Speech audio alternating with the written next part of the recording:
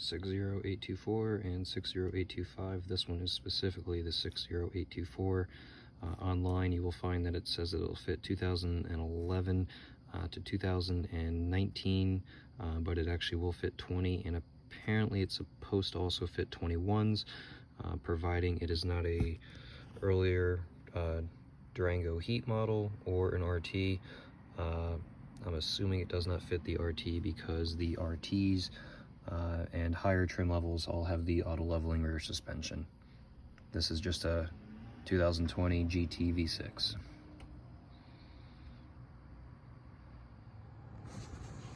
Hello everybody, long time no talk. Don't even remember what episode of Puro Fab this is, but finally working on the Durango again. I got some airlift 1000s.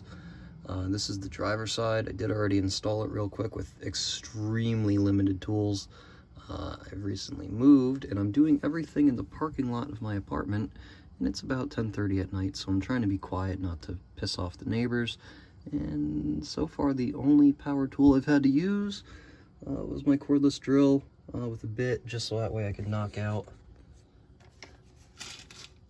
where the spring sits. Just gotta punch that hole out. Doesn't look pretty. It doesn't have to look pretty. No one's ever gonna see it. And that's just to run the hose through. Airlift's instructions do actually call for the hose to get ran through the bottom. There is no way to get it down through the top. This is not tight yet. I just kind of have it roughed in. And that hose will come all the way out to the back of the bumper right there. So, went in actually fairly easy. Only had to jack up the one side. And now I'm going to try to go through step by step on the passenger side, showing how simple this can be. Alright, so step one, grab your bag, pull the cap off of it,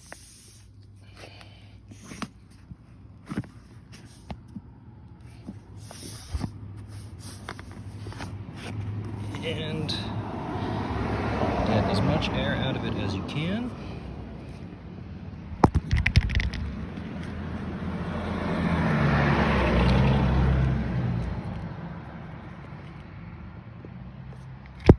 Put the cap back on. That'll kind of hold that shape. It'll fit into the spring a lot better. Here's what that stock insulator looks like, or cover, whatever the hell you would like to call it. We have to run a line up through the middle of that that is only plastic with a little rubber cap on the top. So we're basically just going to take a 1/2-inch drill bit, drill out each one of those little 4 pieces, and then take a small pry bar and just kind of wiggle it back and forth until we pop out all that. And there's no lines or anything in the way. It's just going to the spring top.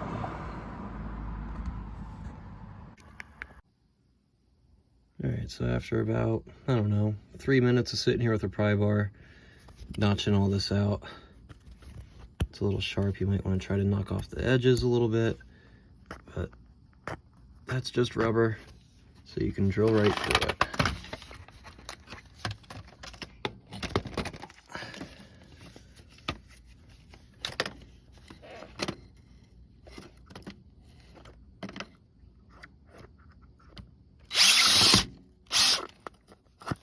In the instructions they say you can use a knife to cut it, but whatever, it doesn't matter. I use power tools for the most part. Alright, so takes a little bit,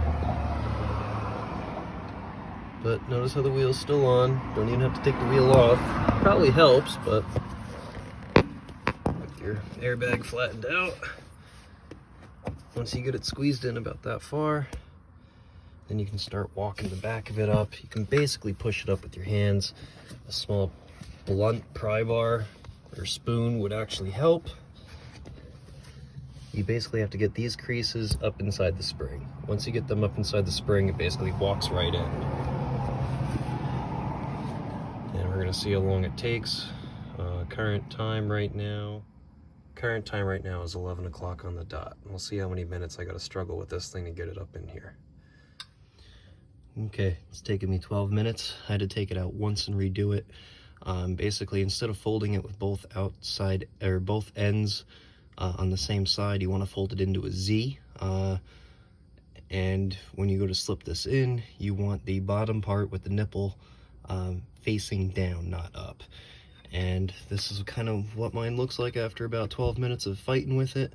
I had to use a pry bar just to get the nipple past the spring, and now I'm gonna remove the nipple and then wrestle with this thing a little bit more. We'll see what it'll do here. Alright, remove the nipple. Didn't do anything, but now as we move it around, it'll start to unfold and go back into place and give more room. So we'll see what we're at in the next few minutes. Not even 2 minutes after pulling off the nipple and just kind of pushing it with my thumb and my pointer finger and just kind of squeezing the bottom portion of the bag to help it move and stretch. It just kind of fills up on its own.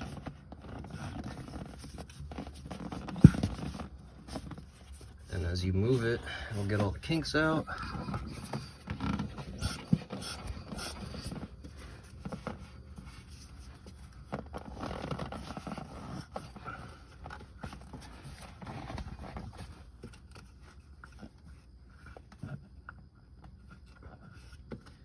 And if I reach up in here, I can just feel the nipple of the bag. We're gonna push this bag all the way up into the top of the pocket, slide the rubber insulator in, which we'll see in a minute, and then we'll get the line installed.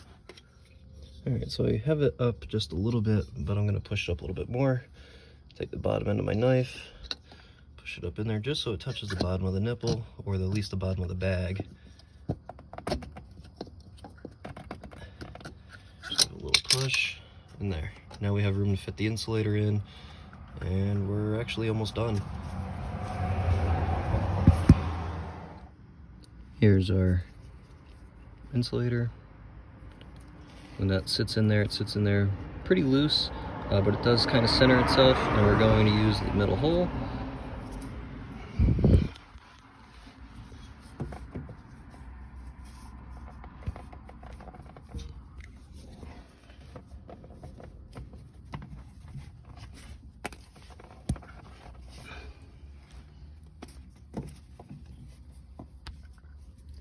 Come in from this side, falls right into place.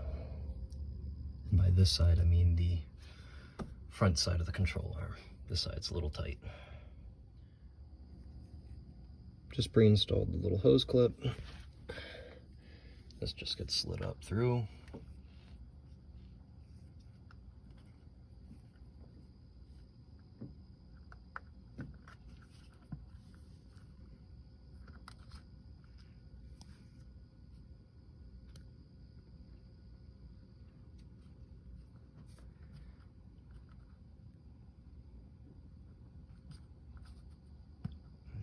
Sit. Grab a pair of needle nose pliers and then gently line this thing up and then feed it onto that nipple. It does not take much. These are the needle nose that I used. I just kind of reached in from this side on the inside of the control arm and the outside front of the control arm, lightly pinched the hose. Just kind of wiggled it back and forth to get it up onto the nipple. And then I had the clip down here, the hose clamp, pinched it, pushed it right up through, and then on. Yes, you will have to deal with that little tiny hole, but the center pin moves around. Once the clip is on, you just pull it down, or pull the needle nose down. Now that the bag is attached, just kind of wiggle it. You can even tug the hose a little bit to make sure it's on there tight.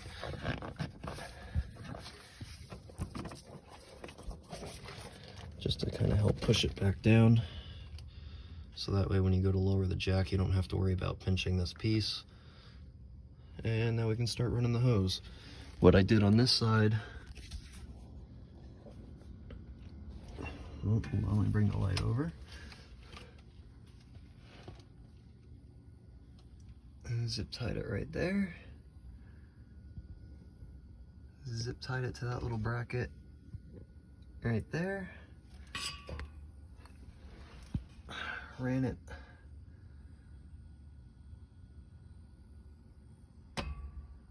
up and over the rear subframe.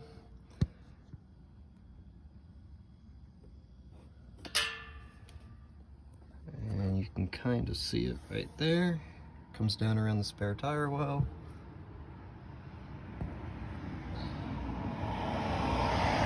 And down the trailer hitch area, there was already a zip tie there from the trailer harness wiring. And I will be tying that in right to that spot. It's just going to hang down right here. I don't want to drill any holes for mounting. I just kind of want to let it dangle against this harness. I'll zip tie it to that. Not a big deal. Alright, so the passenger side comes up around the subframe, up over the top of the subframe. See it right there. It comes up over all the rear coolant lines. And behind the spare tire mounting, it's going to come down. And it's going to tie together right here at the back of the hitch. Now I cut this line in half. And as you can see, we have maybe 4 or 5 inches left over. So they don't give you a whole lot of excess line, and they don't give you enough zip ties. I did have to waste one, and now I am short one, so I'm gonna get creative with my mounting. All right, so I got it zip tied. I pulled the bumper down just a tad, and I just threw all the fittings, or all the screws onto the one fitting, just so that way I knew where they were at. Because I have a tendency to lose things, and that's just going to lay there right there. I can mount it later. I might drill a hole in this back bracket and have it pointed inwards, but my main issue with all that is corrosion. We'll see how that all works out. Obviously this bumper's only been up here for about 10,000 miles. I have 21,000 miles on the truck now, and as you can see, it's already got some amazing looking rust for being a vehicle that very, very rarely got driven in the snow and ice. And now you gotta clean up the mess. That's all the plastic that I knocked out. And my basic tools were the jack, a 1/2-inch drill, that little tiny pry bar, my little knife, needle nose pliers, and I did have a pair of vice grips and a small screwdriver, trying different things, but they were just not quite up to task. So with a couple simple tools, nothing crazy, it'll all work out pretty well. And now all I gotta do is just put air in it and make sure it doesn't leak. Thanks for watching. Like, subscribe, all that jazz.